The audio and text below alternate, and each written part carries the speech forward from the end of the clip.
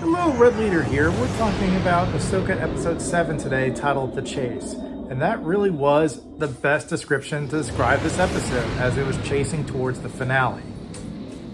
First, you have General Hera under court-martial from the looks of it at Coruscant, but thankfully to the efforts of C-3PO and a message from General Leia, she's able to get out of this court-martial very easily. There's nothing really to add here. There's no major beats that really happen besides ultimately the reuniting of Ahsoka with the rest of the band, that being Ezra and Sabine. But let's talk about the entire episode breakdown.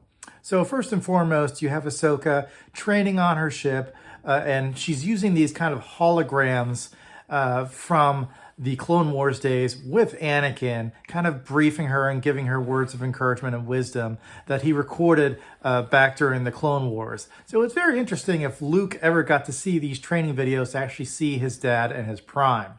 But Ahsoka's watching these videos, these holograms, while she's training, getting preparation to get out of hyperspace, which eventually does happen and leads into this large-scale firefight with Ahsoka leading away, or getting away, presumably, from the rest of Thrawn's Imperials.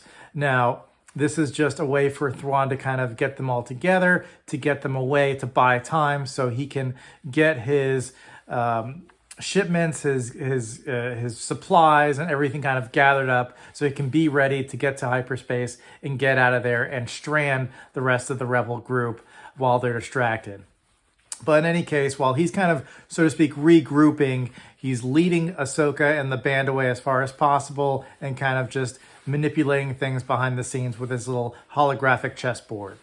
But back to Sabine and Ezra, who are with this nomadic crew of like little seashell creatures. There's something I want to point out that has been bugging me about this. The episode, every single episode gets awkward anytime that they're on screen, because it should be this group of friends, just haven't seen each other in years. They're almost like family. They are family, coming back together, and it should just feel very smooth.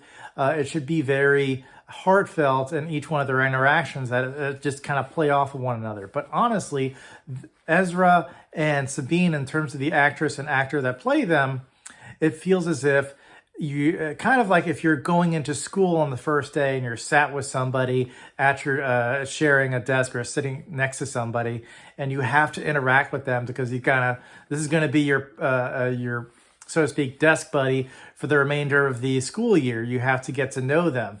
So it feels like that first type of awkward interaction where you have to get some type of friendship out of it. It doesn't feel real. It doesn't feel natural. So every time they're on screen, it's awkward. And it's made all the more awkward by the fact that Sabine continues to be fairly unlikable in certain cases, not sharing information with Ezra, just kind of reminiscing with him or sharing information as to what's happened since the Empire fell and how things have changed, but never really telling him what's happening, like how she got there and if or they can get home or not. So while they're in the nomadic tribe, crossing across the planet, they are attacked by Balin and crew. Balin sends Shin to kind of go off separately to attack Ezra and Sabine with the rest of the Imperial stormtroopers that have now found and located them. Balin stands to the side and encounters Ahsoka, who has now tracked Ezra and Sabine's location using Force. And then at that point, Balin and Ahsoka engage in a firefight, or should I say a lightsaber battle, that doesn't lead to much because they're kind of in this standoff. They're kind of in this neutral stance. They can't seem to, or at least Ahsoka can't beat him.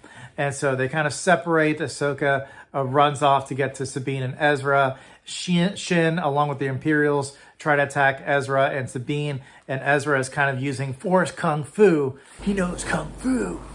And he's kind of just pushing characters back and forth, kind of pushing the bad guys with the Force, kind of pushing them back as opposed to having any type of lightsaber. So, and of course, Sabine is using a combination of everything within her inventory as a Mandalorian, along with her lightsaber and her blasters together to take down the Imperial forces. So with Thrawn recalling his forces back, the heroes have a momentary victory, but everyone's kind of just, as far as the bad guys, nobody's been, there's no major losses besides some stormtroopers. Shin runs away. Balin is off to the side, kind of observing everything, but it appears that Shin will go back to Thrawn's forces. Balin will continue to be on the planet, searching for whatever he's searching for, some type of stronger force that is stronger than anything that they've known, that hopefully will lead to kind of this end of this recurring cycle of empires growing, the Jedi and the Sith, and kind of just ending everything. He's looking for that red button to just hit and erase everything, reset, and that's the best way. He pretty much wants to stop the sequels from happening altogether with Rey and crew. It's like, no more sequels. This is getting boring. Let's start over. But Balin's still in that position, still alive, thankfully, to the last episode. Shin, also a great character, alive to the last episode. So we'll see how episode 8 does. But this one, once again, the chase. You're just chasing at the finale. No major beats besides a reunion between the characters. So hope you like this breakdown, guys. Again, this continued interaction between Sabine and Ezra appears to be the largest weak point in the series up until now. So like and subscribe, guys, and I'll see you guys in the skies. Bye.